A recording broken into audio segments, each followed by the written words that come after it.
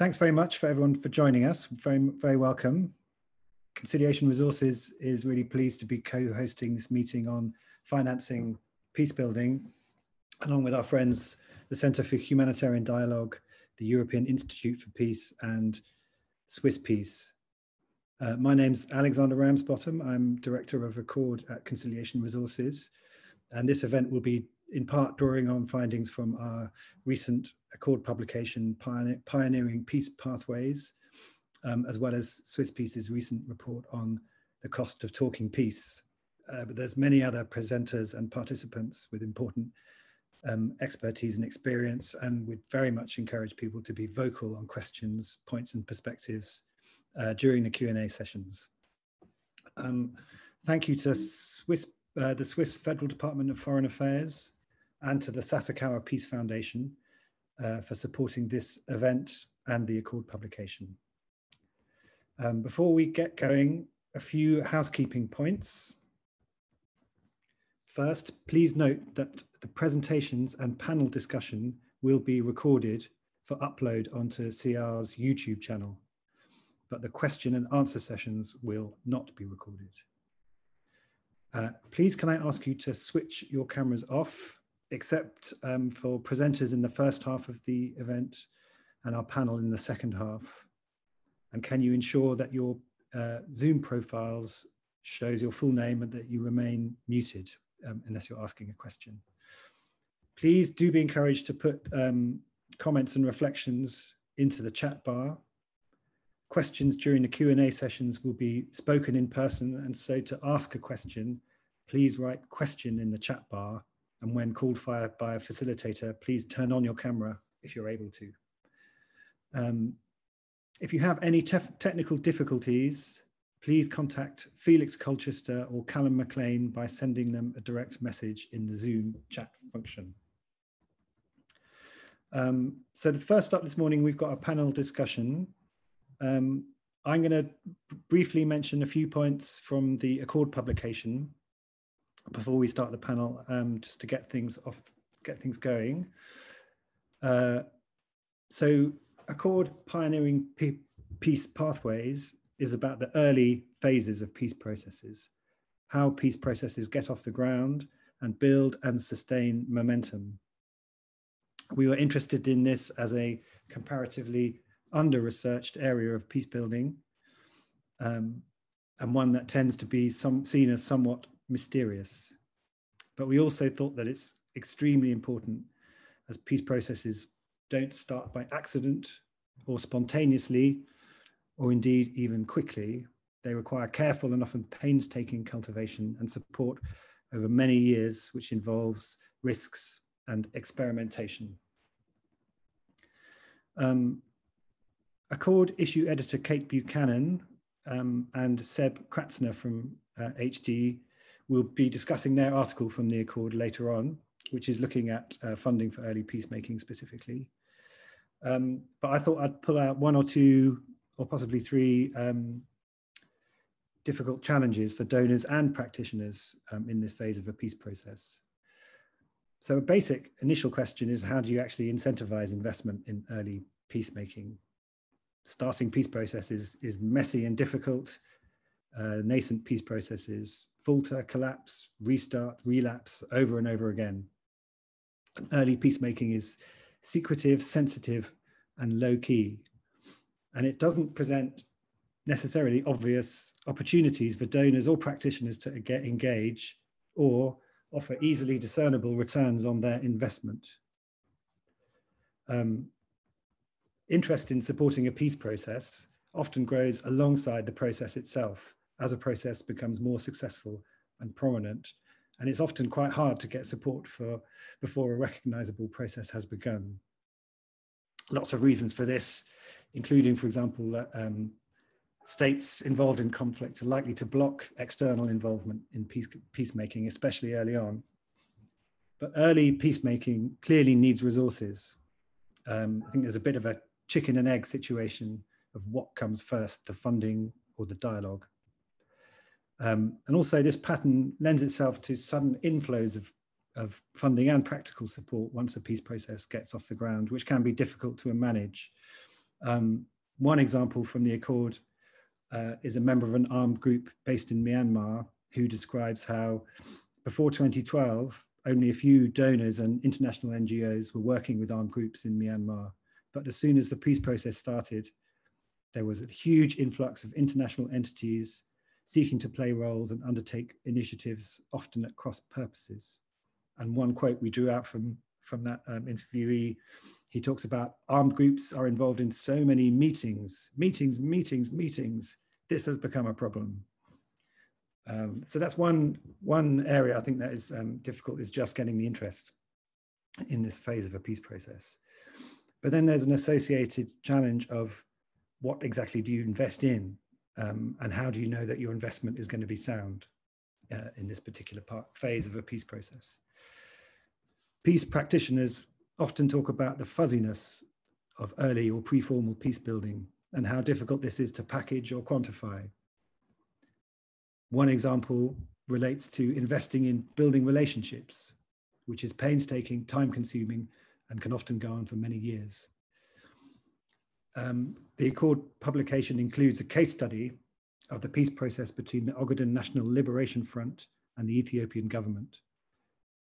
CR spent many years working with the ONLF from 2012 to help it prepare for and navigate negotiations with Addis Ababa. The peace talks went backwards and forwards and started and stopped, with no guaranteed outcome of a peace deal or even a substantive negotiation. Excuse me. But CR's investment in building relationships and trust with the ONLF and its wider networks meant that we were able to offer technical guidance, including taking positions that the ONLF did not necessarily want to hear at the time. And when the opportunity eventually came for concrete progress towards a peace deal in 2018, the ONLF was in a much better position to seize it constructively. So I think a challenge for peace practitioners is to try and demonstrate the tactical and strategic value of peace initiatives that are less tangible, like accompaniment or relationship building. We need to show how these are essential to facilitate peacemaking and describe more accurately how they work in practice.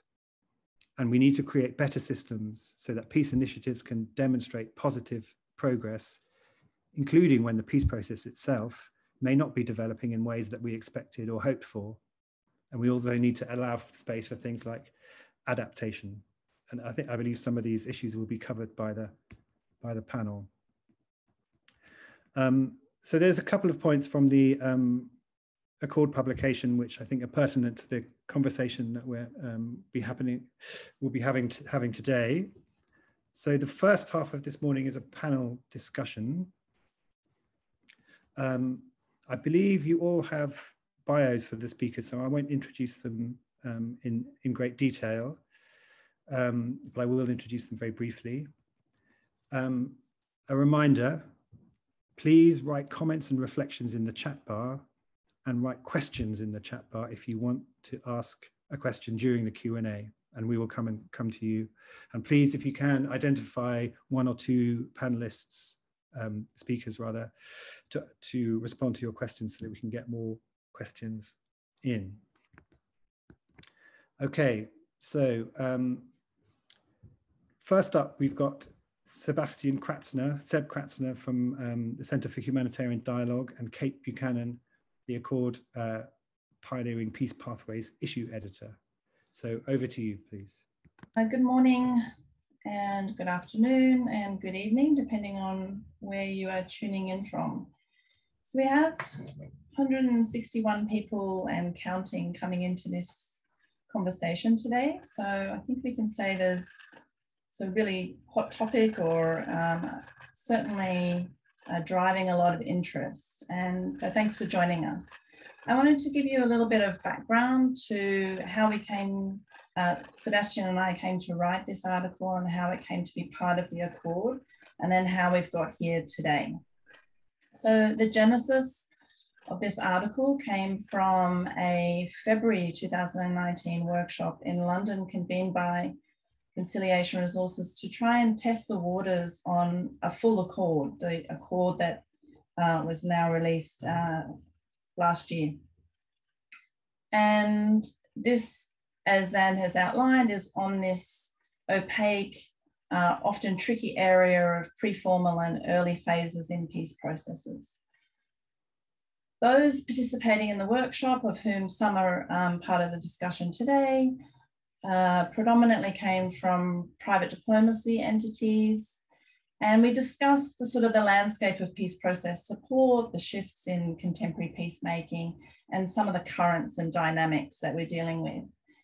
And so over the course of this two-day meeting, which frankly feels like kind of another world ago when we had face-to-face meetings, the issue of financing and funding of peace processes was a really consistent thread, particularly related to the agility and the preparedness of mediation entities, mediation support actors to seize and help craft political windows of opportunity, but also to be able to respond promptly to crisis. So we decided that there was something to look into here. And so Sebastian came on board, and he and I co-authored one of these papers. So just to give you a little bit of an overview of our methods, we interviewed practitioners from kind of across the mediation support landscape. We also interviewed some donors, and we had different people providing peer reviews. And I think it's safe to say that it really highlighted very different and quite divergent perspectives on these issues in many ways. We don't claim that this is an exhaustive study at all. It's really taking the temperature on this issue. So we hope it kind of provides food for thought. Luckily, the release of the Accord was very promptly followed by the Swiss Peace report, which chimes with a lot of the points that we raised in our article and really helpfully digs deeper with some quantitative data and analysis, for example, on projectization trends. So they're a really nice fit, and it's really fantastic to be learning more about that report today. So to kickstart the discussion, Sebastian and I wanted just to reflect on kind of three contextual currents amongst many that we touch on in our article. So the first is that we now have a very busy and competitive mediation sector. And there are now many donors in this space that are also practitioners. So there's been this quite interesting, healthy flow of people moving in and out of roles within donor entities into practitioner spaces and sort of vice versa. But also more states are seeking roles in mediation and peace support. There's been a rise, perhaps an explosion of mediation support units, both in states and regional organisations, concurrent to a huge boom in more and more NGOs stepping into the peace support space. And this, of course, has very significant implications for the quantity of funding available, as well as competition and coordination, both the quality and the purpose of it.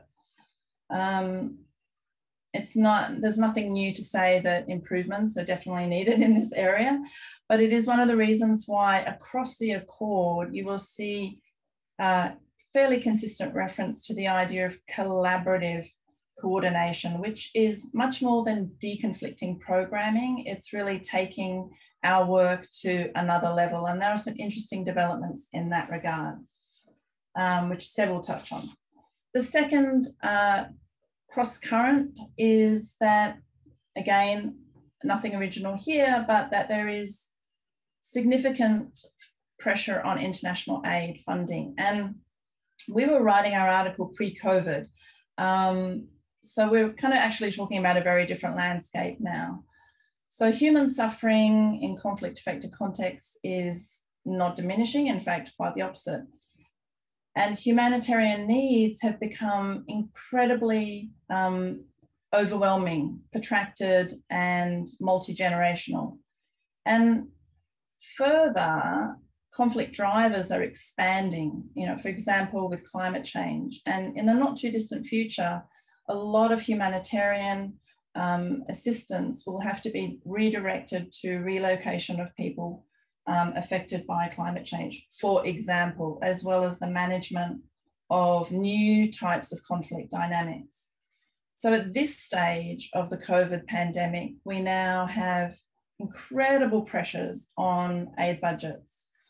National economic stimulus in developed countries is a really, really pressing issue, and one that has great political currency. And that is leading and going to lead to much more pressure to justify overseas development assistance.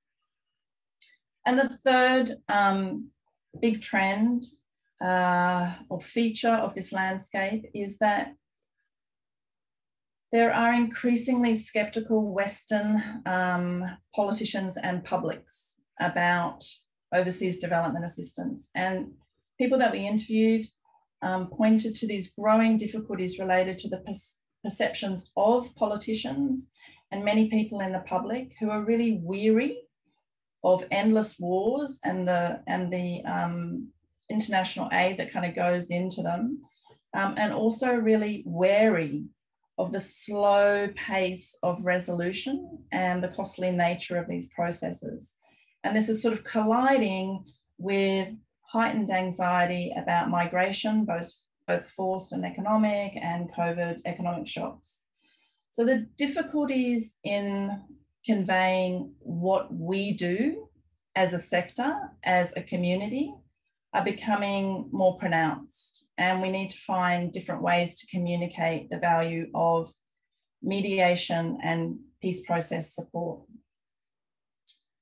So these three big trends are only three amongst many, and I'm sure that we'll hear more about them today. And I'm going to hand over to Sebastian for taking us into the next part of our article. Thank you.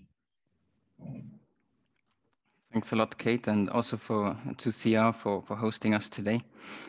It's in the context that Cate pointed out, really, that I want to highlight two funding-related challenges or dynamics that came up a lot in our research, and that I know the other speakers will then dive into a bit deeper and from different perspectives later on. But before we go into those challenges, I thought we tend to talk about challenges quite a lot, but from the many discussions we had, there were also a lot of positive trends in our sector that I think are worth highlighting. They go from us having a more robust mediation support practice, plenty of innovations and experiments in how to better deliver and show value in our peace work, and to exploring the different forms of funding peace work and the different pros and cons that different forms have. And I think the other positive point that kind of came out a bit was that after many years of partnerships between donors and practitioners, we can almost say that we've managed to build a sort of joint community of practice that has some sort of a shared vision or for aspirations of the peace building field, and that sometimes, not always perfectly, but steps into actions in moments of crisis. I just want to point that out because I think it forms a useful and important foundation for facing the challenges that remain in the sector. And the two specific ones that I wanted to point out really were around flexibility or inflexibility of funding, and the other, a bit more technical one, around the value and showing and measuring the value of peace work. So on the first one, around flexibility, I think we can say that funding for peacemaking or peace building in general remains relatively low if we compare it to state, military, or hard security funding. But the point that we wanted to make here is really much more that it's not the total amounts, but it's the inflexibility of the funding that is available that causes a lot of problems. And we've heard it from a lot of the interviewees on the practitioner side that they see it as problematic, because them trying to implement peace work, it negatively affects their ability and to be flexible and their adaptability that is required of them for effective peace support work. I think our line of work often implies very quiet, informal, or creative activities. And very often that also implies engaging with very difficult political or armed groups, often proscribed ones. And that really pivots on, I'd say, the continuity of relationships, on the ability of long-term accompaniment on the one side, but also on the ability to really quickly jump on opportunities when they arise. And that in itself is already challenging, but it's all the more challenging if you're faced with short funding cycles, compartmentalized funding structures, or you're dealing with very rigid reporting obligation and high transaction costs. The, in a sense, easier said than done solution, of course, would be just a greater focus on less restricted funds that enable organizations in general, but the teams on the ground specifically, to take greater risks that are necessary to really get peace initiatives up and running, and to test and encourage dialogue and mediation opportunities in very challenging conflict contexts. And even though that point seems to be addressing donors to embrace more strategic long-term partnerships, I think it's also fair to say that from a donor's perspective, simply asking for more money and less restrictions obviously must seem quite unreasonable. So the point here is really that a lot of the responsibility to help make this happen lies on the practitioner side also, but maybe more so on that joint community of donors and practitioners to jointly come up with solutions. But it's not all negative. We are already seeing some donors are reverting to investing in organizations for the long term. But I think that obviously could be pushed much further. And as one of our donor interviewees pointed out when we were talking to him, is that recognizing and addressing that factors that have led to that short-term funding mechanism in the first place would be a pretty good point to start in terms of informing options for viable, flexible future funding mechanisms. But all that also requires that our sector is able to articulate, I think, the relevance of our work, which in a sense brings me to my second point. And the other point that talking to that cross-section of peace funders, practitioners brought to the point is that continuous need to really demonstrate the value and relevance of peacemaking, and to use that to build a somewhat stronger common narrative for our various key audiences, be they governments, donor agencies, or also upstream accountability bodies like obviously parliaments, oversight bodies of governments, and ultimately the taxpayers that fund all our work. But yet, time and again, from our research, from the discussions, we see that the classic results-based management approaches, the traditional M&Es, they're not really fit for purpose to achieve that in our line of work. And very often we also see that we're just simply not questioning enough the systems and tools that are available. And we really see that on the one side, there's pressure, especially on governmental donors, to attribute outcomes, despite the fact that on the other side, the reality is that progress, especially in peace processes, is very slow. And if there is any, it results from cumulative, repeated, multiple efforts by a variety of actors. And even then, it very infrequently delivers highly visible and rarely attributable results. But beyond that more theoretical attribution problem, very much in the practice itself, an excessive focus on attribution also negatively affects the work and outcomes of peace practitioner itself, because it may risk the loss of political access or the loss of social capital with belligerent parties, with influential actors. But it also pushes us to overemphasize technical rather than political activities, which are simply easier to enumerate and profile, but are not necessarily higher in value. So really demonstrating value of our work is hard, but it's crucial. And so our sector really needs to get better at telling the stories of what peacemaking or peace building, more generally speaking, does, why it takes so long, what it can, what it cannot achieve, and how it really contributes to the bigger picture of the things that people care about: social cohesion, stability, economic growth, and all those things.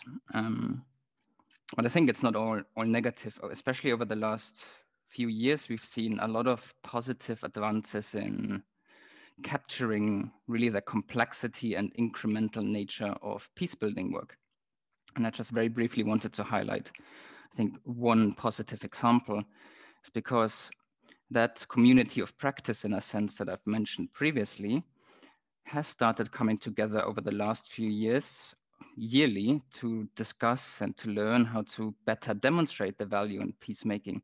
And in last November, so November 2020, there was a meeting between 24 governments and NGOs. And it was really good to see a very strong consensus in that meeting between donors and practitioners on the value of adaptive learning focused M&E systems. The fact that they're really going beyond the simple divide between quantitative and qualitative approaches to smarter use of whatever helps us show the value of our work, but also that NGOs are adapting and to some degree aligning their results systems to highlight the value of those slightly easier to capture interim results or progress markers like Swiss Peace, where Philip works at, has developed, alongside the more observable, sexy final results like peace agreements or the forever elusive question of ultimate impact of our work. I think the really positive thing there was also that donors and governments are part of that discussion, and that the fact that the NGOs funded by the governments were starting to report the same kind of results to those governments makes their own communication to parliaments and to their taxpayers much more credible and robust. And I briefly just wanted to highlight a few recommendations from that discussion we had last November, because I think they're worth remembering in a sense, given that we're starting to get to a point where we know how to show the value of our work, we know how to assure the quality.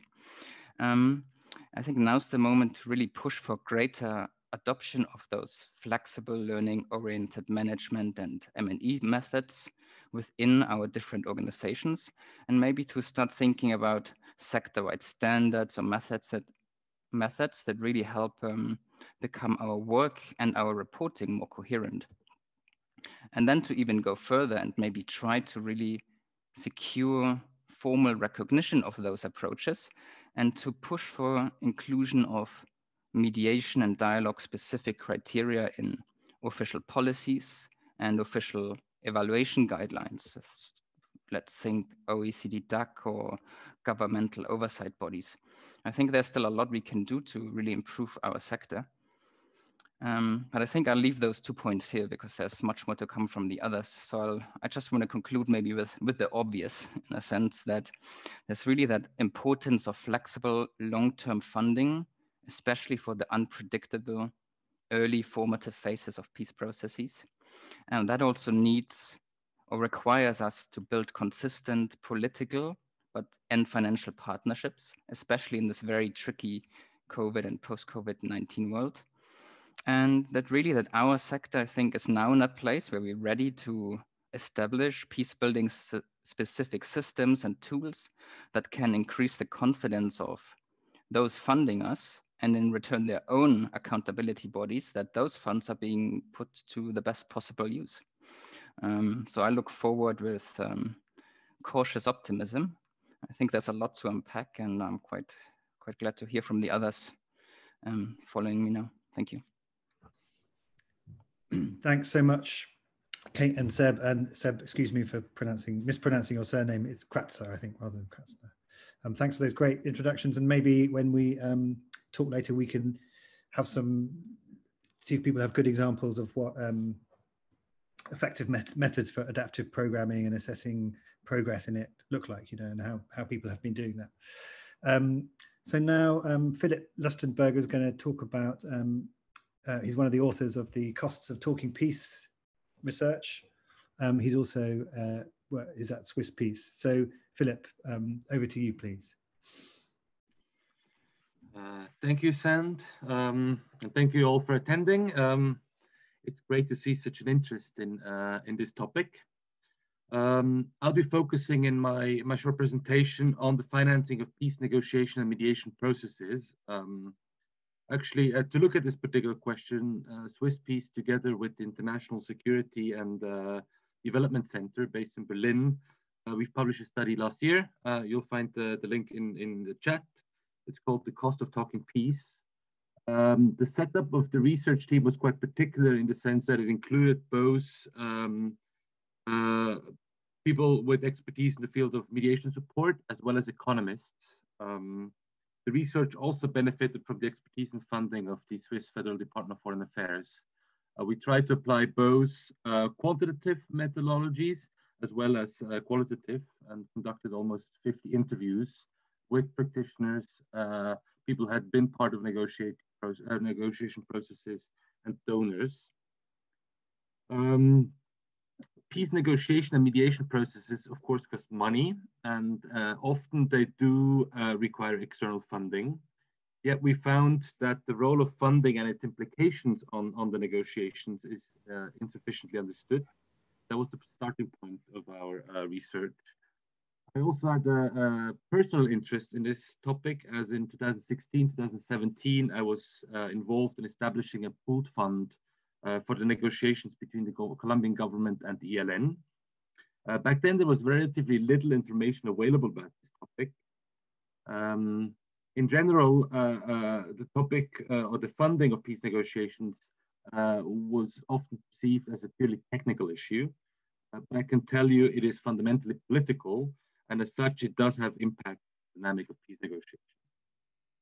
I want to structure my presentation in 3 parts. First, I'll go a bit into the dynamics of the funding market for peace negotiations. Second, I will discuss some dynamics around the funding of particular negotiation processes. And third, I'll present briefly a number of strategies that we have identified that might be useful when establishing funding mechanisms. On the trends, and this coincides with some of the points that Cate and Seba brought up. Over the last 3 decades, the field of peace negotiation and mediation has become increasingly institutionalized, diversified, and professionalized. Overall, this has led to a complexification of the funding and also other forms of support. What we see that in a particular process now, you have a multiplicity of third-party actors that play different roles.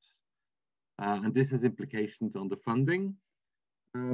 First of all, we've identified that there is an overall increase of the amount of funds available for peace negotiations, for supporting peace negotiations. It's difficult to establish exact data. We looked at relevant data from the OECD DAC. We looked at budgets of peacemaking organizations.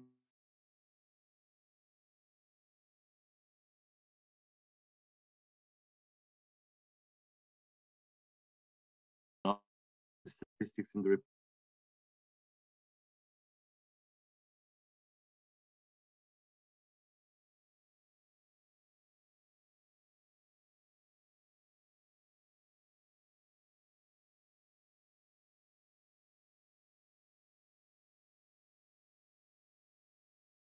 Of various sources, and this can have positive or negative consequences, as I will discuss shortly.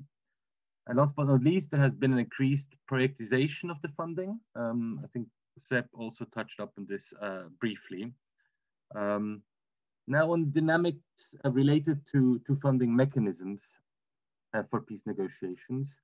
In generally, we tend to assume that the design or structure of a particular negotiation process is negotiated between conflict parties with the possible implication of a mediator. But then, of course, there's the question who pays for the talks. Generally, what we found is that some parts of the negotiation process can be funded, self-funded by the conflict parties. Still, in most cases, external funding by donors is required. Just here an example on Colombia, which I find quite interesting. In the last negotiations, there were 2 processes, one between the government and the FARC, and then another one between the government and ELN, the FARC had actually insisted that all the operational costs of the negotiations needed to be covered by the Colombian government. And that led to a particular setup of the funding structure. On the other hand, ELN insisted that the international community needed to do the funding, as they considered government funding would compromise the talks. So respective mechanisms. Research found that in most cases, the actual negotiation design is at least in part subject to negotiation also with external donors to see what they are willing to fund. We conceptualize this dynamic as a matching game between funding requests and the availability of external funding. Our economists in the team found that the funding of peace negotiations does not necessarily function according to a conventional market law. In general terms, we established that the funding has an impact on the structure, content, and dynamics of peace negotiations. In that sense, it can have an inhibiting or also an enabling factor, of course. Just a few dynamics here. There's the question of distribution effectiveness. So what negotiation processes actually do get funding? What phases, as Seb has touched upon, and what activities within those negotiation processes get funding? Donor preference certainly play an important role here. Just as an example, there's certain activities who more easily get funding, such as, for example, capacity building for negotiating parties or inclusion mechanisms. Other costs, such as operational expenses or costs pertaining to the participation of listed armed groups, face greater difficulties to get funding. And then there's the question of responsiveness of the funding. In many cases, donor regulations might contrast with the need for rapid and flexible funding. In that sense, it's important to consider the legal, institutional, and administrative constraints of external funding. These might not always be in harmony with the dynamics that are particular within peace negotiations and the different phases. And there are all sorts of different challenges. For example, restrictions on certain funding, or for certain activities, as I've mentioned, but also reporting requirements that might cause a heavy administrative burden on negotiating parties or mediation teams. There's also a question of competition and some more lack of coordination between donors that has an impact on negotiations. As a consequence, for example, we found cases of where certain activities were overfunded, while of course others were underfunded components of the negotiations. There's also a sensitive question about donor leverage. Paying for a negotiation process provides you with, as a donor, with certain leverage over that process. And that can indeed have positive impacts, but of course it can also have negative impacts on the dynamics and the outcome of negotiations. There's also the question of how are these donors perceived publicly, and that can have an impact on the public legitimacy of the negotiation process and its potential outcomes. Another delicate issue are financial incentives for negotiating parties.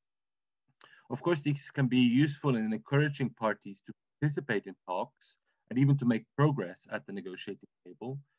But there's also the potential that they actually do cause harm by slowing down, for example, the negotiating process. Relatively well known are the cases of Burundi and Darfur negotiations, where it's said that excessive per diems appeared to provide incentives for prolonging the talks. A last point, and I find that quite interesting, is also that funding, and particularly how funding mechanisms are established, that can have an influence on the trust between the parties and the trust in the process. Jointly establishing and running a funding mechanism can actually be used also as a trust building exercise at the very early stages of a negotiation. Now, as I dive into a number of strategies, first, maybe a few thoughts about the cost. It's of course difficult to generalize about the cost of a negotiation process.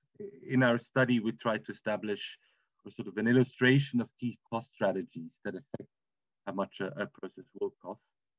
But there's, of course, huge differences if you look at a UN-mediated comprehensive negotiation that takes place in expensive Geneva compared to a more limited, for example, ceasefire negotiation held in country.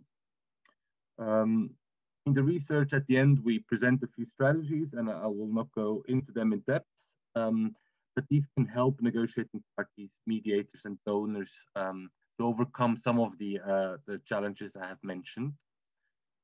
First, and to the extent possible, I think it's very important to establish a clarity of role, as well as suitable communication and coordination mechanisms, both between the negotiating parties and the donors, as well as among donors. And I think it's quite useful from what we also learned in interviews with practitioners and donors to put this topic on the table relatively early. Second, it also seems quite useful to have a sensible diversification of funding sources, not just to rely on one donor or one source, but to have a sensible diversification in order to deal with some of the restrictions that might be attached to the source of funding.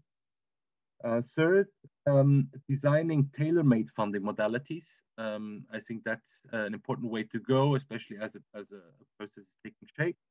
And these modalities should have dedicated administrative capacities. Fourth, it is very useful for negotiating parties and mediators, whenever possible, together with donors, to plan ahead and look what might be coming up in a process that is taking shape or that is developing, that is progressing, and what financial needs that might cause in order to be ready to move on and get the necessary funding. And fifth, also very important to look at the incentives that funding provides, negative and positive, and to be very much aware of these either positive or negative implications that funding has. In my personal experience, and I mentioned that on the case of the government ELN talks in Colombia, pooled funds can incorporate a number of these strategies where they're really tailored to a particular process, and they're established with transparency between the negotiating parties and the donors. Beyond the specific negotiation process, and with that I will end, research found that more longer-term funding instruments, especially also for early phases of talks or early phases of engagement, but also the strategic partnership that colleagues have mentioned between different actors in our field, they really do have or have the potential of having a positive impact. Thank you very much, and I'm looking forward to the rest of the discussion. Thanks so much, Philip. We're running a bit behind time, so I'm going to move quickly on to Avila Kilmurray from the Social Change Initiative, who's going to be talking a bit about independent philanthropy. And I would encourage you, please, to, if you want to ask a question, put your name up in the chat box, please. Avila. Thank you very much, and thanks for the opportunity to contribute to the discussion, which, having worked for 40 years in Northern Ireland, is close to my heart. And I've been asked to consider the topic from the perspective of independent philanthropy, which is a bit of a short straw, given that the diversity of the field. But I'll share some recent survey findings and offer a few suggestions. So 2 years ago, Candid, which used to be called the Foundation Centre, produced a report based on responses from 823 organisations called Philanthropy for a Safe, Healthy and Just World. But from the perspective of peace building, it was sort of depressing. NGOs, not surprisingly, were shown to be the most active in peace building, endowed foundations the least, with only 1% of philanthropic funding going to support peace and security issues. However, if the lowest number of funders prioritise conflict transformation and peace building, over 50% said they were supporting delivering resilience and stable societies, which arguably is fairly clearly at the heart of much of peace building. Independent funders were more likely to see their work through the lens of social justice or human rights rather than peace and security. And the reasons given for reluctance to fund peace building was 43% saying it was too political, 23% saying it was too difficult to measure or not enough evidence of what works, and about 18% saying it was a task of governments or official donors rather than the charitable philanthropic sector. And yet the Rockefeller Brothers Fund, that's a long-funded peace building, states, and I quote, private foundations can play a unique role in conflict and fragile state contexts where the majority of active donors are governments, but many of them are advancing political agenda and are restricted in the modalities of funding. So basically I asked myself, what's the challenge for activists to bridge the gulf between the candid findings and the RBF statement?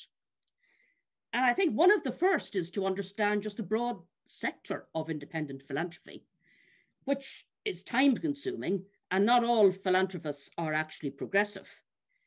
And the hard truth is that if an NGO is seeking a lot of money in large scale funded contracts to pursue their work, then independent philanthropy is perhaps not the most auspicious source of funding. To the funder eye in that sector, peace building, NGOs, can often seem very expensive, as well as being, I think the point was made, rather hard to differentiate between what different organizations have to offer. And it may be for this reason that the sympathetic Rockefeller Brothers Fund prioritizes, among other things, supporting collaborative approaches and networks, as stated in their 2020 strategic plan. So independent philanthropy, as you know, is a continuum of clusters, from the granddaddy of them all, the endowed foundations, that can tend to have longer term perspectives, but are heavily dependent on the attitudes of their board members and senior staff and advisors. And if a strong chief executive changes, policy can often change very rapidly thereafter, as we've seen, for argument's sake, with the Ford Foundation over the last couple of decades. Now, that terms itself a social justice funder, and the only specific reference to peace building I found was in their Andean office, which covers specifically the Colombia, and yet its West Africa office supported the National Working Group on Conflict Prevention and Peace Building in Nigeria. So my point here is that networking with program staff for internal knowledge and champions can be productive, irrespective of what the foundation website says. There's also obviously a small number of endowed foundations that do embrace peace building or peace and security as their core priority, and membership is reflected on things like the Peace and Security Funders Network. However, funders like the UK-based Joseph Rowntree Charitable Trust are shining examples in a rather small field. Nevertheless, they can act as signposts to this field. And again, I think as Seb mentioned, one of the noteworthy developments that we've seen over the last number of decades is the number of operational foundations, those that engage in what has become known as strategic philanthropy, where they themselves are doing very often important work, like the Berghoff Foundation, for argument's sake, as one of the most established. But also a number of foundations that actually are a bit of a mix between being operational themselves and being fairly generous grant makers. However, the other development that we're seeing is the proviso on their website, no unsolicited applications, which sort of means, again, that it is very much a matter of connection and getting known within certain independent funders. And this places a big emphasis on NGOs having the right connections, which can be very difficult for locally based activists or indeed small organizations. And then there's a whole cluster of corporate foundations, very diverse, but generally have an eye to reputational risk of anything that may be deemed political. Where there is evidence of some corporate foundations getting involved in peace building, it tends to be where they are actually based in conflict areas themselves, and stability is actually quite important. Or indeed where their individual donors or the individual sort of owners, if you like, of the corporate have a specific interest, which is very similar to perhaps family foundations, which again can be sort of long-term perspective, but the personal connection is important. The one that comes to mind for me was many years before the peace agreement in Colombia, the locally based, the Cali-based Alvarales Foundation, bringing Bishop Tutu over to introduce the concepts of restorative justice and actually being involved in some very quiet back channel diplomacy, long before, as I say, the formal peace process started. And it did this in partnership with a US-based foundation called the Tinker Foundation. So family funds have a specific country interest, often reflecting where their money is made, where there are indeed ethnic identification. And then finally, we have the range of community-based foundations located and working in conflict settings. The Foundations for Peace Network, established in 2004, has brought a number of these together in a peer support and learning network. And these can fund locally based peace building initiatives directly, very often from fairly limited financial resources, but having a high level of connections and insights. Like the Community Foundation for Northern Ireland that I worked with for 20 years, they can also be used as intermediate funding mechanisms, as in Northern Ireland for the European Union Peace and Reconciliation Fund on the back of the peace agreement there. But quite often they're below the radar of institutional funders or indeed of INGOs in many cases. So I've no time to look at other examples of philanthropy like diaspora or online platforms, but I want to conclude with just emphasizing a couple of points. First of all, as was said, it seems important how we speak about peace building. And we are inclined, like every sector, to speak to ourselves in bubbles. But for many independent donors, it's too nebulous, it's too long-term, and it's too political. And yet, human rights, resilient communities, human security, all seem to have a greater resonance with those funders.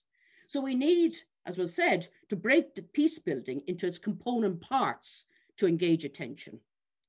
And it's also true that international independent funders have enthusiasms. The point was made about the flood into Myanmar at certain points, or our interest in Colombia, and they tend to cluster together to meet those challenges. Now we can actually, I think, as peace builders, actually use that. For example, there's the SDG philanthropy platform, which includes a number of major foundations. Well, SDG 16 is part of the mix, or indeed there's funder consortia around human rights, around climate change, and again, conflict and peace building it can be part of that mix. And the reality is that independent funders often feel more comfortable when sharing risk. We need to continue to identify and challenge legal and financial restrictions on philanthropic funding in areas of conflict. And they, as we know, have increased. Both the International Centre for Nonprofit Law and Charities Aid Foundation have produced reports listing those increased number of restrictions. And then at a local level, we've seen the launch of the Palestinian National Campaign to reject conditional funding last year, where they were finding that peace building was made impossible by some of these restrictions. We've heard about collaboration that maximizes the effective contribution of different peace building NGOs, where this is possible. But also, I think we need to look at this, as was alluded to, in intersectoral manners with organizations such as development agencies working in areas of conflict. And to think through how more equitable partnerships can be forged with activists based in conflict areas. I mean, it's appalling that the US Council on Foundations reported in 2018 that only 12% of international grant dollars goes directly to organizations based in countries where the programs are implemented. The rest all sticks largely in the global north. Or indeed, in 2019, the Association of Women Development reported that only 1% of gender-related international aid actually reaches grassroots women's rights organizations.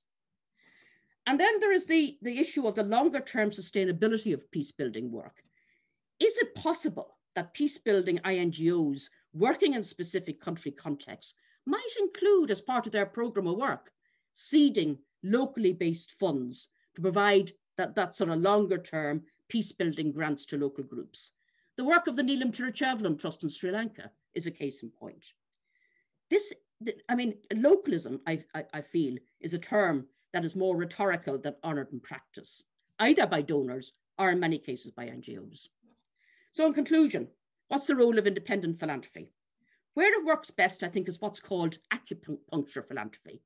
As when the Joseph Rowntree Charitable Trust funded the Basque negotiations for over 7 years, and was held out, took a lot of flack for doing that, particularly from the Spanish government there. But it was able to do it flexibly, as they did in Northern Ireland, for example, when a particular crisis situation was likely to derail the peace talks in the 1996-97 period, ironically, at the request of the Northern Ireland office, who couldn't do it.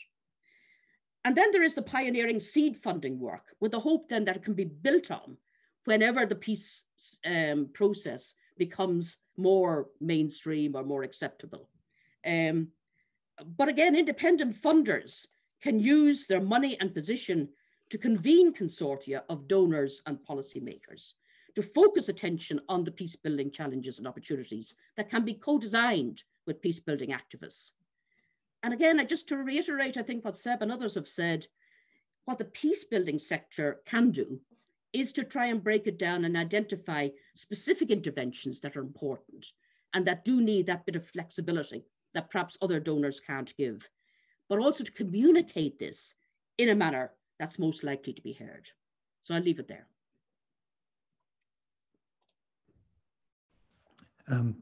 Thanks so much, Avila. Really fascinating, and I'll certainly be taking away acupuncture philanthropy as an expression from this. But I do take the point as well about an image challenge for the peace building sector, and then also who will back the less obvious or less attractive activities and the sort of division of labour amongst the donors. We're a bit over time, so we haven't got huge amounts of time for questions now, but we will open the floor for a short while, and then we might be able to find ways to bring questions back in later on after the fireside chat next.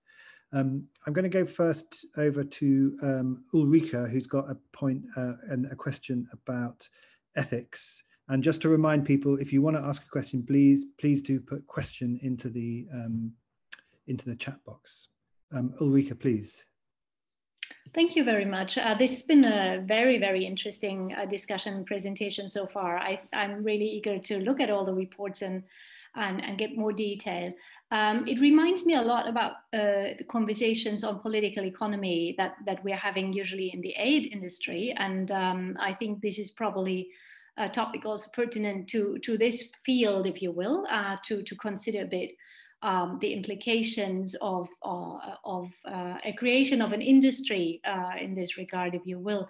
And so to me, I'm wondering if then maybe conversations are in order to discuss how to address, for example, the inequalities within the field that Avila was just pointing to with regards to global north or gender, but also to look at downward accountability towards the stakeholders, beneficiaries you're working to.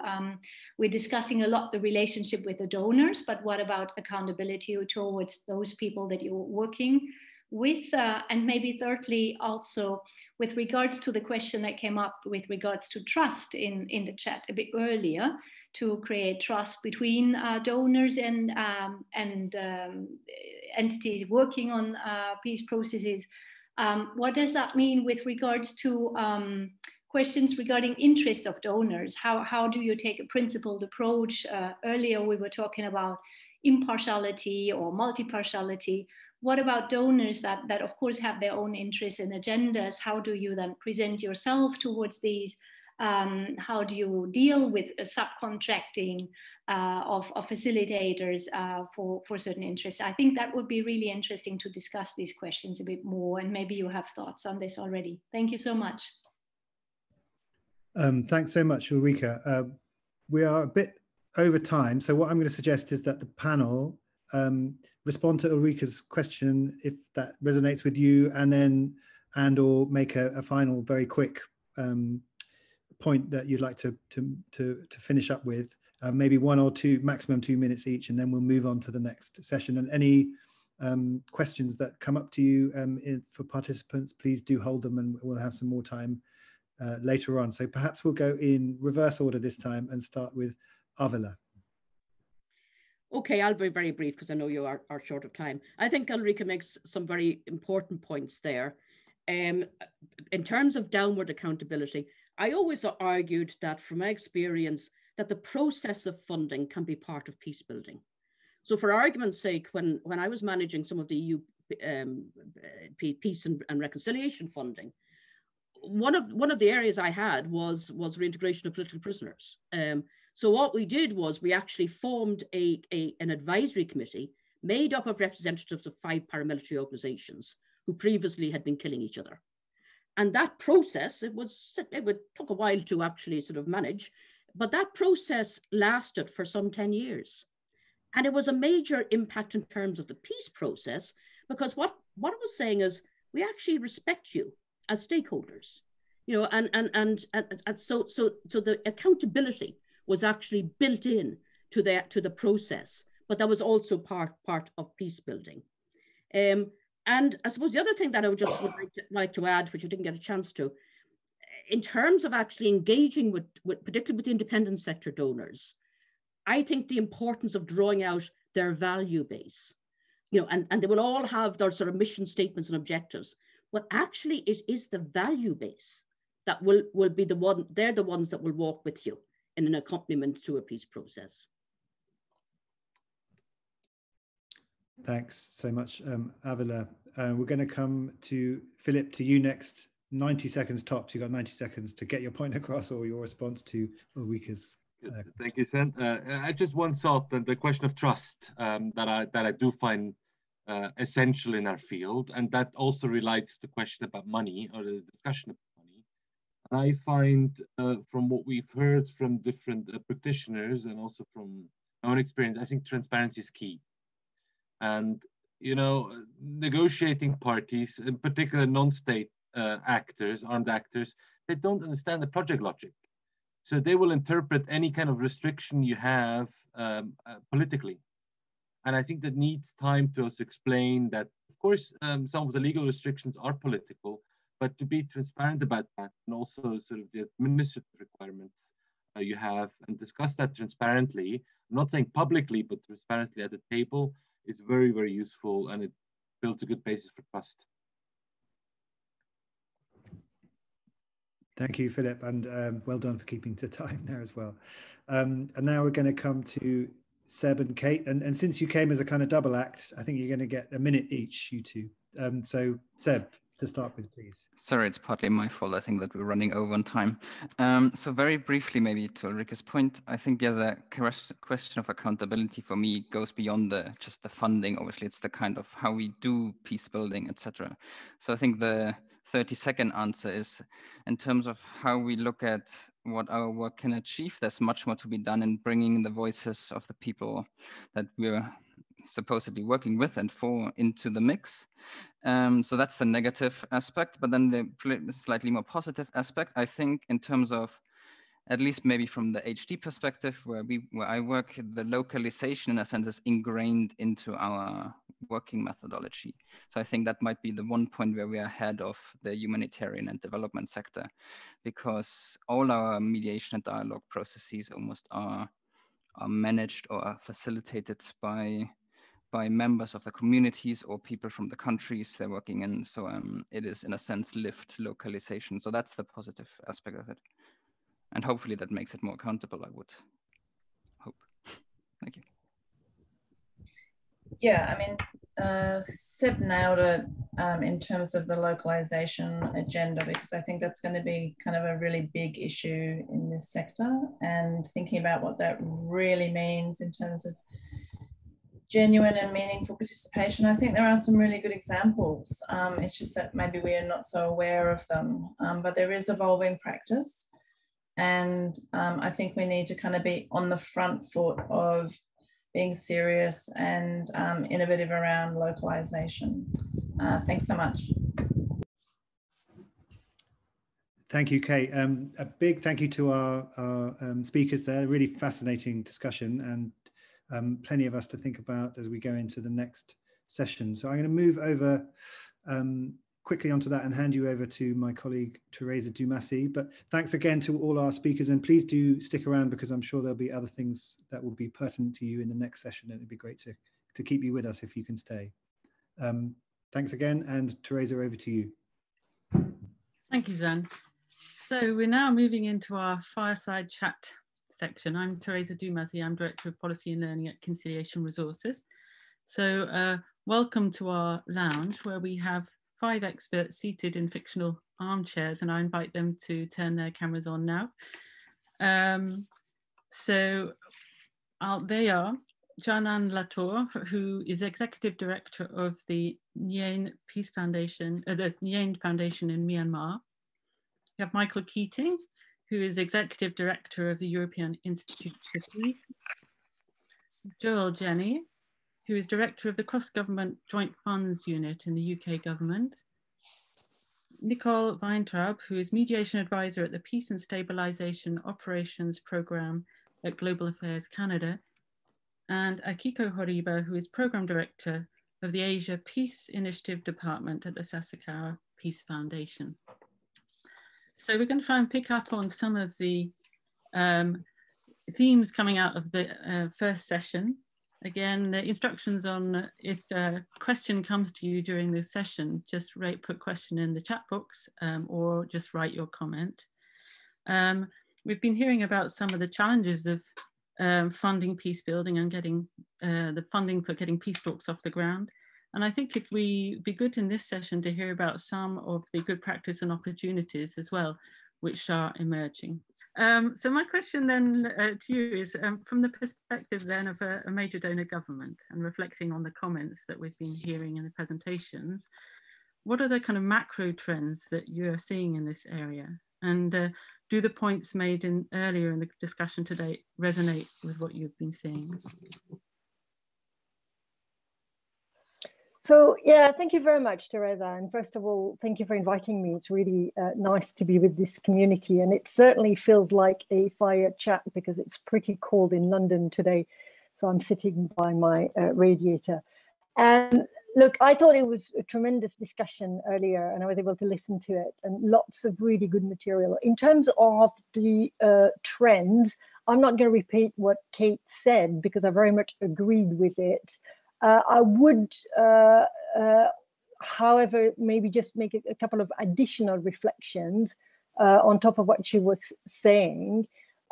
It's about, I think, while there is a proliferation of players in the mediation and peace building field, I think it's also important to locate it more broadly in the fact that what we've seen is a proliferation of actors generally. It's not just the peace building actors. I think there has been, amongst other things, because of technology and social media, but also because you have more middle powers, countries, regional countries who become very active in conflicts. So there's really a proliferation of actors, at every level of the conflicts. And I think this is really sort of increasing that complexity that's been described until now. And it's also part of what we need to reflect upon if we think about how we improve coordination. And I really like Seb's point about, sort of really having a single community of practice amongst donors and practitioners and these kinds of points. So, but as we're doing that, there's a couple of things to bear in mind. One, I think, which bears repeating, because I haven't actually heard today on the call, but it's just to remind ourselves that it's not amount of money in means greater results on the ground. And sort of one of the mediation NGOs with whom I've been working reminded me of that a few years ago very aptly. So saying basically, if a peace process becomes all about the money, then something's gone wrong. And I think it's just worth, and I'm not saying this is what this conversation is about, but it's just, worth, and I'm pretty sure everybody would agree with that point. I think another point about framing or sort of global sort of context in which this discussion is taking place is, if we're going to be more sort of collectively as donors and practitioners more effective at continuing to make the case for the work on sort of peace mediation, we need to be very careful about the vocabulary that we use. And to me, the wording around peace building has actually always been overly ambitious. And actually, I'm not sure it's new now. It's always been the fact that it sort of overrates our ability to change as external actors the situation on the ground. I think we need to be more humble and clearer about what it is that we're trying to deliver. And some of the language that I've always found more precise, if you will, is explicit recognition that conflict is inherent to all societies. And the work that we are collectively trying to do is about reducing violence, and it's about strengthening the mechanism for the peaceful management of conflict. It's not about completely eradicating conflict. And I think that is sort of part of what's important. I wouldn't say, I've heard earlier that, you know, donors are uncomfortable when you talk about peace building because it's overly political. On the contrary, it is critical that we recognize that, you know, peace is inherently political. It's about power. It's about who wields power. And therefore, it's very much about how we link our different levels of intervention. And, you know, specifically, so I'm sort of responsible, among other things, for the Conflict Stability Security Fund, which is a fund that was established 5 years ago to bring greater coherence and integration between the different efforts within the UK government, but also with our external partners on how we address conflict and stability and security issues. So it goes very much to the heart of what we do. And how we look at conflicts and the kind of interventions that we prioritize and that we fund is very much thinking about conflicts, if you will, as systems that has different levels. You've got the international level with all the, you know, international and regional players that have a stake in the conflict that I was referring to earlier. There's a national level and there's the local level. And of course, you all know that, so I don't need to explain it. But that, I'm not sure we have yet really found those, if you will, systems way of organizing our efforts collectively as donors, as NGOs, as sort of multilateral organizations on the ground, and recognizing that while some duplication of activity is inevitable, at the same time, you do want to look at it as a system of effort that address those different levels. And within the CSSF, I could give you a number of examples. I won't because of the interest of time, but if you think of, you know, the way we've been funding activity in Sudan or in Yemen or in Libya, we've got, for each of those conflicts, we look at those levels, you know, and where is it that it matters most and we're best positioned to support, you know, the efforts either at the you know, the regional sort of mediation level, or in terms of improving subnational coordination and connecting sort of subnational coordination to a national level of peace process, or really outright working at the local level. So to me, the real question that we have here is, if we want to enable this systems approach, which is where basically coordination can take place, we need, as I said earlier, to be really clear about what it is that we're delivering. And certainly from our point of view, you know, sort of total peace is a really difficult thing to define and explain. And it's really much more about this, you know, enabling the condition for the peaceful management of conflict. And within that, the core goes to monitoring evaluation. And there was very, very good point about moving away from results monitoring and evaluation that has been too long the case, to really sort of active programming. And I'll stop here because I've spoken quite at length and I want to make sure everybody you know, gets equal airtime, but I'm very happy to come back much more specifically about how we look at using monitoring and evaluation to really sort of enable a different approach to coordination and measuring results that's much more appropriate for the challenges of early conflict resolution. But I'll stop here for now. Thanks very much, Joelle. And great points. I think we can come back to also around the kind of making the case for, and then what's the narrative that we should then be deploying and what the opportunities are for that. I don't know that Janan is going to be joining us. She's certainly not with us now. So I was going to go to Michael next. don't know if you're able to turn on the camera or not, but Michael, you took the helm of the European Institute for Peace in early 2019, and we know that the EIP works on a range of types of peace processes, both informal and formal. And what has surprised you most about the funding dynamics in this space, and what has been useful in terms of donor support? Well, first of all, thank you, and let me add my voice. I mean, we're delighted to be associated with this event, and I think it's really terrific that it's happening. And this is part of the effort, of course, to create a community of practice, and this is one of the solutions we need.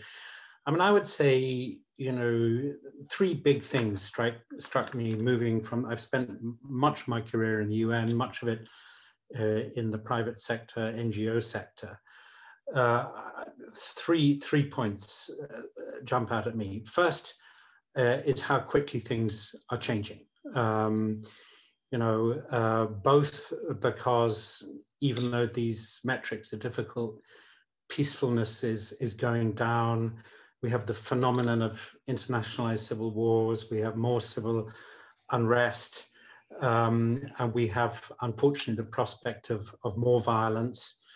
I think digitalization, climate change, breakdown of trust between populations and people authority. This is a very, very dynamic space. You know, trying to keep up with these changes is extraordinarily challenging in terms of what they mean for our kind of work. A second thing I would say is that I think is very relevant to the financing aspect, and you know, maybe I'm drawing upon my own experience here, is underappreciation and lack of clarity about the respective roles and potential added value of different actors in this space.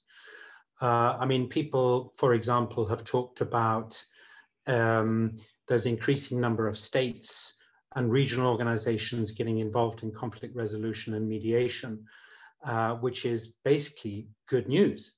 But there needs to be real clarity about what states and intergovernmental organizations can do, what independent actors that perhaps are based in Europe or the global north can do, and what can only be done by organizations that are on the ground. And I feel that there is quite a lot of confusion about this. And maybe, you know, maybe it goes with a very rapidly expanding sector, but I think there needs to be a much higher degree of self-awareness and appreciation of the respective roles of these actors. You know, when I was in the UN, I had a good relationship with independent conflict resolution organizations. Now I'm seeing it from a different perspective, but I do see a number of state and governmental actors, you know, wanting to take on roles that I do question, you know, whether they are the best placed to do this. I think it has to be a respectful conversation. But, you know, just because there's political interest in doing this stuff doesn't mean you crash into it. There needs to be, I think, a more deliberate approach. I think the third thing I would say, and this has come through implicitly, if not explicitly in the conversation so far, is just how difficult it is running an independent conflict resolution organization. It's an incredibly difficult thing to do. I mean, I have run, you know, I ran a UN operation of 1,800 people and goodness knows how many agencies and how many moving parts. I think it's more difficult running an independent conflict resolution organization because, first of all, I think there's, you know, balancing the long-term nature of the problems with the short-termism of the funding, this tendency to projectize. I'm not going to repeat, you know, many of the things that have been said, but I do think there is an underappreciation of this. And yet, I would argue that the value in terms of what independent organizations can do is very high. The cost effectiveness is very high. I'm sorry, we spent more money on one rubbish meeting in the UN than we get for a year for a particular initiative from the same donor. You know, I mean, and yet somehow these things are not compared. And I think that, you know, we need to be better at communicating the value of what we do for all the reasons that have been given. But I think there needs to be a kind of reassessment of the respective roles of the players, and, you know, the degree to which different actors can represent different value for money in different places. I think the good news is there's now much higher awareness, including on the donor side of these issues. I think donors operate in a very difficult environment, and I think it's the responsibility of independent actors to support those in the donor community who want to help us, but themselves are facing all sorts of, you know, pressures, including political pressures. So there's great scope for a stronger a partnership around these things. And as I say, you know, the fact that there is now a stronger network of independent organizations and more communication between donors and conflict resolution organizations, I think is extremely good news and needs to be supported. Let me stop there. Excellent, thank you. And we will come back to, I think, some of the ideas of, you know, who needs to reassess and how we might do that. I know that there's some initiatives out there. But first, next I'm going to come to Nicole. And Nicole, beyond your position as mediation advisor at Global Affairs Canada, you're also a member of the Women Mediators Across the Commonwealth network. And I'd be interested to know what you've been learning about what women mediators at different levels need in terms of donor support. Thank you, Teresa. Well, I think just first and foremost is the fact that there are actually quite different needs for women mediators in different spaces. Tools of donor support can at times be a bit blunt, kind of one size fits all. And so, yes, there is this need to be, I think, nimble in adapting to those specific needs, which, you know, starts by asking. And I think, you know, we don't always do that. But speaking slightly more specifically, there are a few different areas that come to mind. There's funding, which is probably the most obvious one. We need to give these people money, ideally flexible funding that has allowances for early scoping work, some of the types of flexibilities that were mentioned earlier that are, for all of the reasons that have been covered, quite complicated from a donor standpoint, but nonetheless necessary. The second thing, and this will sound a bit paternalistic, is protection. I think we need to start thinking much more operationally about how we can support the protection of women mediators and women peace builders, which means going beyond generic commitments of support and moving into specific measures. That also means thinking about what we should do just as much as what we should not do. And there are a bunch of sort of tendencies in the donor community in terms of support that I think we need to address. This also might look quite different, protection that is in local processes versus national processes or international processes. The third thing is recognition. Women mediators and peace builders often encounter perceived legitimacy challenges. It makes it really difficult for them to do their work. But recognition, again, it doesn't just mean one thing. It could mean creating more visibility around someone's work, but it could also mean something like formalizing their credentials. It really just has to be driven by what people are asking for. And the fourth thing that comes to mind is really about creative political engagement. You will have heard the line that it's time to put your money where your mouth is, but Sanam Naragiandolini has a great line that I think applies to most of the donor community, which is that it's time to put our mouths where our money is. That means to use power to bring more women into decision-making circles, and also to advocate for the inclusion of women, as well as more inclusive processes in general.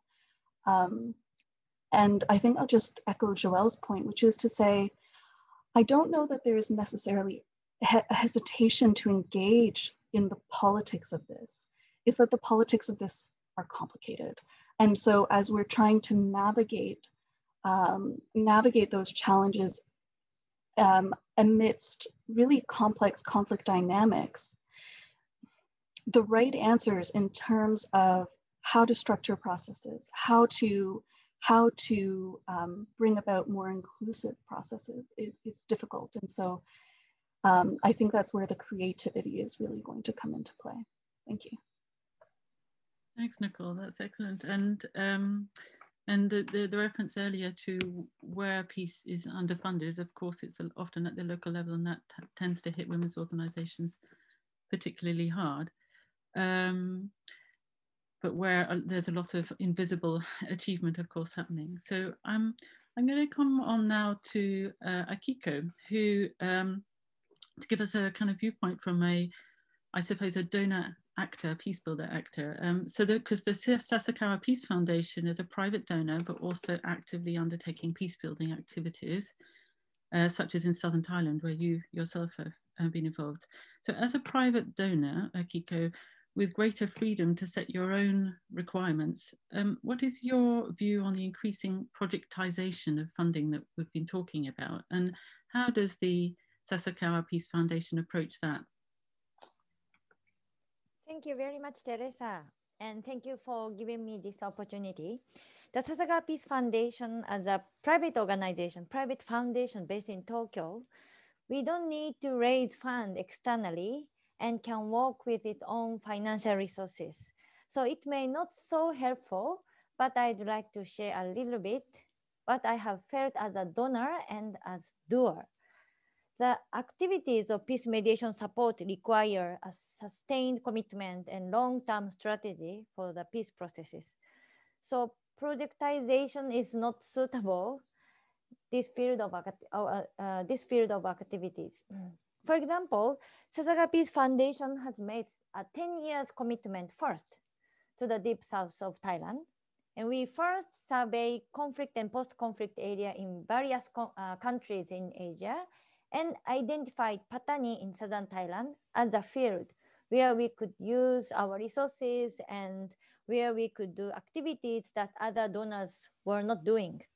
And we decided to do peace building activity for 10 years first and went into the field. As a donor, we went to Patani region and talked with various actors and really various peoples to understand the situations and expand our network. So we supported several activities, but it was only after a few years of learning about southern Thailand that we began to provide support for related to the peace process, peace dialogue. The selection of the local partner in the conflict area, the partner in Bangkok, and the content of the activities were all decided in detail through discussions. Since conflict zones are a very sensitive area, we listened to them, include armed groups, and created specific activities together so that they would become friends and colleagues. Not just donor, we would give the money. We received concept note, but not proposal. We discuss and decide what we can do. Very much tailor-made activity. So now, because of COVID-19, we communicate with local partner intensively with SNS and online meeting, but because we were already partner and friends, so still Sasakawa Peace Foundation can support them with full of trust during this difficult time. In this sense, I think we are more on a doer than a donor, but I think donor should visit the field much more often. At least I didn't see often the donor in the field in Thailand. If NGO do not commit to a region for many years, NGO will not have the information, the network, and the trust building. That is the basis for realizing peace dialogue. So I actually don't understand how to get the result if NGO work in the conflict area by project or short term. I think it is also very important to have the perspective area studies researchers who is familiar with the region and can speak the local language. I think donors should identify a focused region, decide it on a long-term commitment, and conduct all activities necessary for conflict resolution, which in this case is not just networking for track 1 level, but should also include training to strengthen local capacity or armed group in light of the effectiveness of local activities after a peace agreement is reached. So I think that the field of peace mediation support, especially early stage of peace process, is in need of a package of initiative and a scheme that we flexible cope with change in the political situation. Thank you very much. Thank you, Akiko. And I think you were echoing what Nicole was saying about listening first as well before deciding what you're going to do. So not coming with a predetermined agenda, and the value of the kind of presence, relationships, and the expertise within the institution in order to be able to kind of do an appropriate design and kind of sustained engagement. So we have a bit more time to kind of come around again. And I was going to come back to Nicole, actually, picking up on the current situation we find ourselves in with COVID-19 impacting aid budgets and also conflict dynamics. Do you think there's an opportunity through this prolonged crisis to improve donor practices in peace building? And what advice are you or would you be giving to your and other governments at this time? Thanks. So I always hesitate to characterize things as opportunities in times like this. But I do think the pandemic has made it impossible for us to ignore some things we probably need to be doing differently. So in that way, there's a real sort of call to action. The first dimension of that is probably localization. It's been mentioned a couple of times already, particularly by Seb and Avila. But localization is probably, yeah, it's our biggest consideration, and one where we need to acknowledge that in many cases, the most effective, efficient, and sustainable efforts are going to come from local actors, especially in times of pandemic, but I think also outside of that. And we need to start organizing our support accordingly. COVID has forced us to confront that in a lot of ways we're not particularly well equipped to engage with and support local actors and understand their needs. So I think that that's something that that has to start shifting, and we're already seeing some evidence of that. So it's not always obvious what all of the necessary steps will be. The second area that comes to mind is with respect to coordination. As Cate has already mentioned, the mediation space has become quite crowded and competitive. Now, there are positive aspects to that. It means that we have a wider variety of actors to sort of think about in terms of who is the most suitable to engage, where and when. But because of the inherently discrete nature of a lot of this work, it's just often the case that there's more than one actor or organization convening conflict parties and stakeholders at a given time, which can create some confusion. It can also be inefficient in a time of limited resources. And then there's this risk of working at cross purposes. And also, I think, creating an environment in which we can see more forum shopping, which is a big problem.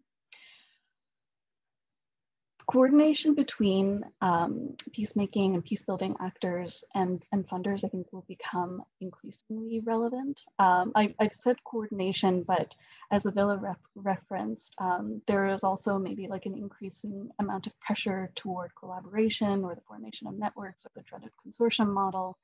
But I think, to some degree, this is inevitable, and not necessarily a bad thing. The issue itself was identified, I think, some time ago, long before the pandemic, and so we are already seeing some commitments from practitioners to work more in coordination. So I think it's up to the donor community to encourage this, to support this, because we're a long way off from having in place the kinds of mechanisms to really do this right. And the final area that I'll just mention quickly is conflict sensitivity. We really need to gain a better understanding of how our engagements are interacting with increasingly complex conflict dynamics. That means ensuring at a minimum that we reduce the extent to which any aspects of our involvement are aggravating those dynamics. And ideally leveraging any, now I'm sort of contradicting myself from earlier, but leveraging any opportunities that might exist. Those are all of the things that I think this moment is really prompting us to do. Thank you. Thanks, Nicole.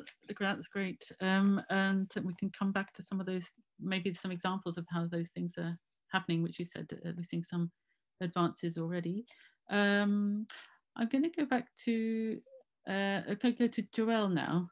So building on the question I put to Nicole, do you see there is an opportunity for more joint donor civil society advocacy, I suppose, to make the case for funding peace building, or however we want to frame it, you know, in a given donor language? And what sort of evidence do you think ministers or senior officials need to see to be convinced? So yes, there is more opportunity for better coordination. There's no question about that. It's not new, and the challenge has always been in my mind, sort of how do we enable it? And I think it's quite context specific.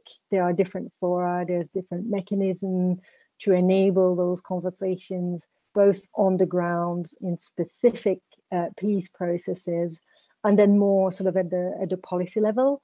Sort of, you know, we try to talk regularly to our implementing partners to understand the constraints and to see how we can adapt our own instruments so that they are more responsive. And there's some things on which I think we've made some real progress and that I'm quite excited about, and that's really around this adaptive programming, and I'll come back to it. There are other areas where it's more difficult, and you know, sort of I hear, you know, in partnership when we discuss with partners, sort of implementing sort of actors and so on, concerns over overly rigid procurement processes or these sort of things. And there, you know, there are, you know, rules and regulations that are harder for us to shift, and where we try and find pragmatic, you know, solutions, country by country or context by context, that make sense. And that's where, you know, also working through our embassies and our teams on the ground is extremely important, because that's often where those questions of coordinations and flexibility of instrument can best be sort of addressed constructively. But one area where I think collectively we can all, you know, further improve is, as I was saying, sort of thinking about what do we measure and how do we measure it. And adaptive programming is really, I think, in this collective benefit, because it gives NGOs and, you know, peace actors more flexibility if we can find different ways of measuring success.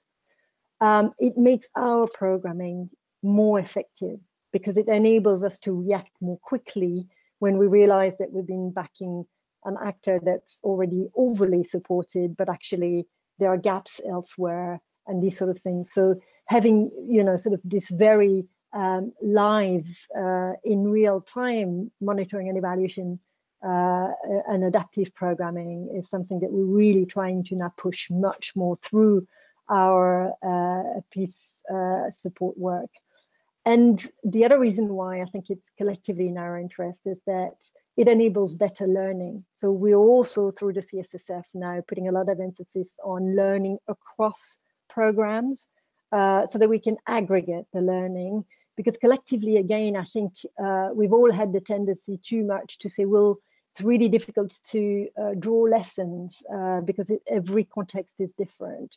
And I think that's not good enough anymore. So we really need to use the fact that, including through you know, digital technologies and so on. There's ways of collecting data, but there's ways of learning across programs that we are now very, very keen to progress, because I think it's also part of better telling that story to the public, to ministers, about why that work is just not only so important, but it works. It does deliver results. And so we need to capture those results and we need to communicate them. And that means, so for example, one of the things is we don't have a single monitoring and evaluation approach, so that the teams can tailor you know, how they approach it depending on the program needs. Increasingly, we're using sort of a combination of most significant change and outcome harvesting for peace process support projects. And that means design, so techniques that are designed for using complex situations where the relationship between the cause and effect is not fully understood, and where there are many different actors that are able to influence change. So really trying to refrain from the traditional donor temptation to decide the outcome ahead of starting, which then puts you as implementing partners and people on the ground in kind of a straitjacket, and instead having much more participatory techniques and that really sort of involve collecting and selecting stories of change that are produced you know, by those efforts, so that we can again tell those stories of change. And I'd say that the last thing is really sort of being clearer in identifying the distinction between what's the change that really ought to be happening. There's the change that we would like to see happening, and you know, there's the change we'd love to see happening, but there are different degrees. You know, there's the code, what really needs to happen, and the rest recognizing the difficulty of effecting that change. And so that's what we've been piloting, that's what we've been putting in place in a number now of our programs. And you know, I think that is part of, it's not the full answer, of course, to the challenges you're very rightly raising today, but I think it's one of the ways in which we can then hope to work as a community of practice, going back to Seb's point at the beginning of the panel, the previous panel, to collectively agree those stories of change and the way in which we measure them, and the way in which we can then report back to ministers to continue to make the case for this work. So I'll stop here. Thank you, Joelle. Thanks so much. It's really good to hear, because I think many of us have felt the limitations of the log frame for a very long time. So it's great to hear that you're experimenting with different ways that are more adapted to the nature of peace support and peace building. I hope Akiko. I'm going to be very rude and come back here, because there's one thing I didn't say that I should have acknowledged, is that a lot of what we're trying to do now comes from NGOs. I mean, you know, you yourselves and other organizations that are experimenting this work, enabling us to then, you know, sort of build it into our processes. And I think that's another example actually where this work is really working as a community of practice. Sorry for coming back in, that was rude of me, but I just wanted to acknowledge you know, the credit to you and other sort of NGOs. And well, thanks very much. Yeah, that's a very welcome credit. And we're experimenting with outcome harvesting currently across the organisation and finding it much more adapted to the nature of our work. So thank you also for acknowledging how this is and others' practice has been informing your thinking. I hope, I was going to say, Akiko and Michael, just bear with me, because Janan has now joined us, and I wanted to give you a question actually, Janan, and then we'll go to open questions, and then Akiko and Michael, you can come back in as we proceed with the discussion. But sure. Is that okay? Janan, thanks for joining us in internet allowing. We've been obviously following the events in Myanmar and the return to military rule there over the past fortnight, and imagining that this will have a major impact on the way funding is framed and provided in the coming years. You have extensive experience in supporting the peace process at national and subnational levels. And so our question really was, from your perspective, what does good donor support to civil society and NGOs look like in a context such as Myanmar? Okay, so first I want to apologize for my mistake of the time, because as all of you are aware what's going on in here, and I'm totally distracted and disturbed by what's going on, because one of the main major events was just next door to my house. So that's why, like, every day, this is what I'm hearing, the chanting of the people on the street every day from my home. And just now, every night at 8 o'clock, there was a pot pounding of the pots and pans, to make noise. So it was just finished. So anyway, and again, I want to apologize. First, let me just give you brief. I had believed, after 10 years of transition to democracy and the recent election result, I thought the democratization process in Myanmar would be irreversible. So that was my most of our wrong calculation. So the democratization process could be reversible, so our calculation was totally wrong. And this recent event, what's happening now, is unexpected from the expected military coup. We were expecting that there were rumors about possible military coup, but we thought, well, it's not going to happen. But finally, it did happen. So it was unexpected from the expected military coup, after what's going on. So in that situation, most of us here in the country are not well prepared, including the winning party NLD and the CSO are not well prepared. So just example, NLD party, I mean, they were all preparing to start to convene the third, what's it called, parliament sessions to form the new government. So it was all the plan, and military representatives were also ready to go. So that kind of thing. So it's like everything seems to be smooth, but unfortunately, this was unexpected.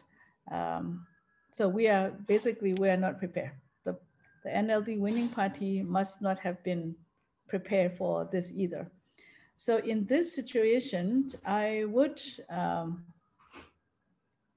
encourage donor not to make immediate decision of how they would work in this country, and not to make immediate decision about withdrawal of the fund or cutting of the fund at this moment, because technically, officially, NLD government is still official government till March 31st.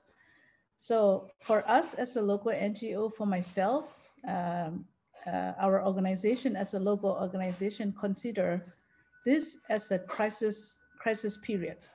So we are going to wait till end of March. So consider this as a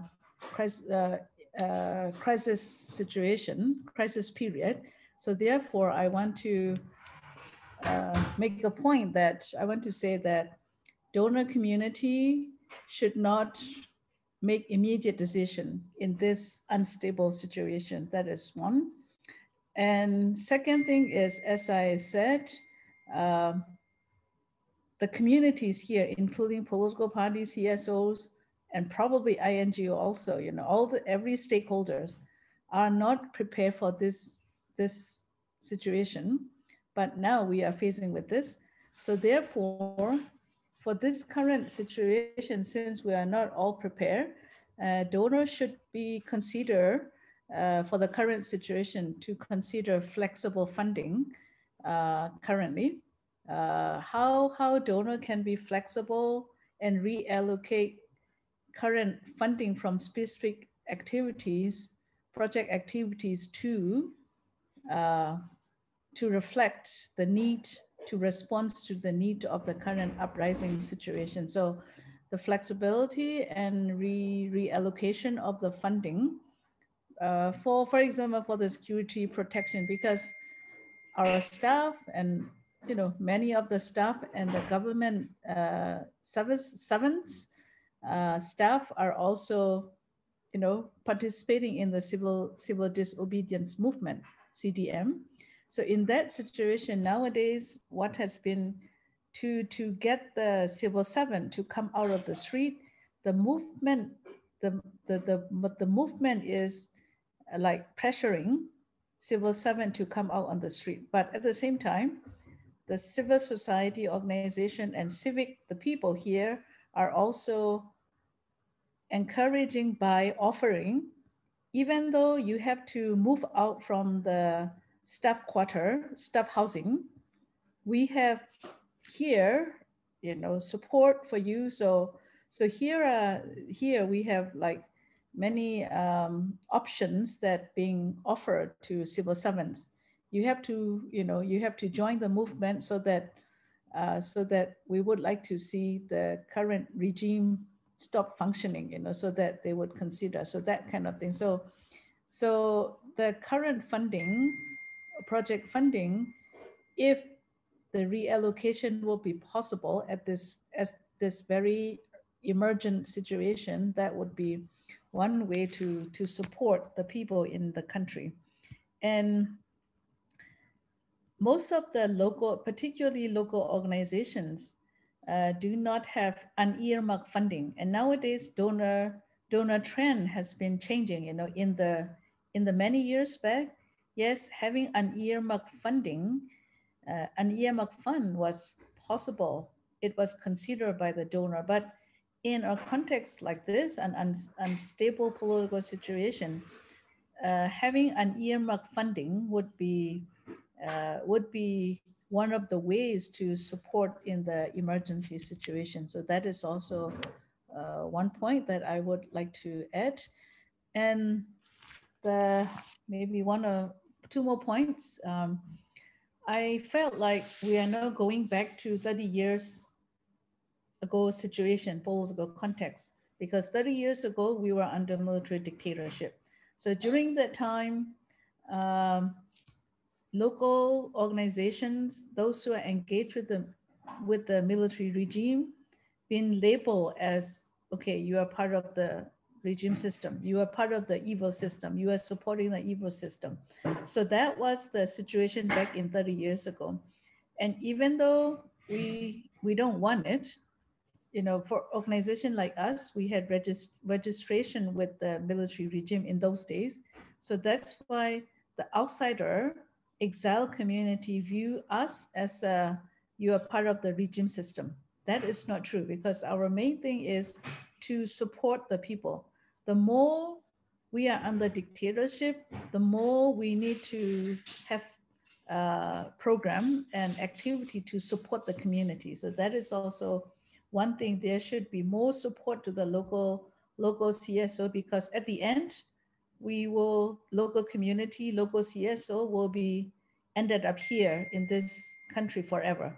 INGO will be different story, but local organizations, CSO, will be here in this country forever. So that's why considering continue to strengthen, continue to nurture, support local CSO will be quite essential also in this situation, because there are many things that community would need from the CSO and local NGO, rather than getting support from the, I don't know how much new, we don't know after in the beginning of April, this is technically that is supposed to be a new government term. So what kind of government we will have in the beginning of starting from April, even though current dictatorship is saying, you know, their term will be 1 year interim term. So that is, it's a wait and see moment for what kind of government is going to happen. But interestingly, I could foresee or started to see that military regime 30 years ago and military regime now, government setting will be different, because current regime state administration council has been including ethnic political parties and ethnic representative at the state level council as a state level council member. So it seems like current military dictators are implementing what NLD has said about forming up of the national unity government. So the regime is started to form up state administration council committee, including ethnic representative inside the council. So this is also a different military regime narrative from 30 years ago and now. So in that scenario, local CSO will have to be looking at how we should work with or how we don't work with. So it's remained to be seen.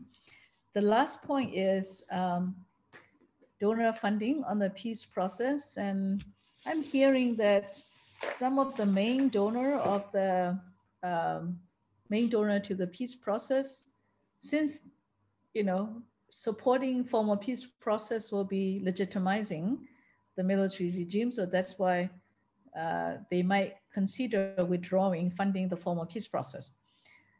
You know, that will be one story, but I would encourage the donor community to consider funding, supporting informal space or informal peace work. For example, local civilian CISWA monitoring group is another, and we have a civil society space that talk about future building of the future union. So even though donor may not be funding formal peace process, but donor should continue to fund this informal space created by the CSO, because that was the purpose of creating this informal CSO space, because as informal, regardless of formal peace process is on track or is derailed from the track, this having informal space in the society will be at some point, you know, push the formal process to come on the track. So therefore, continue to support the informal peace process, informal space created by the CSO would also be essential. So I would stop here. That's great, fantastic, and thank you for joining us and amid such a stressful time and for giving us the wisdom. I think there was a clear message there about the need to, again, to give people time, for donors to give people time to absorb what's happening and the spaces.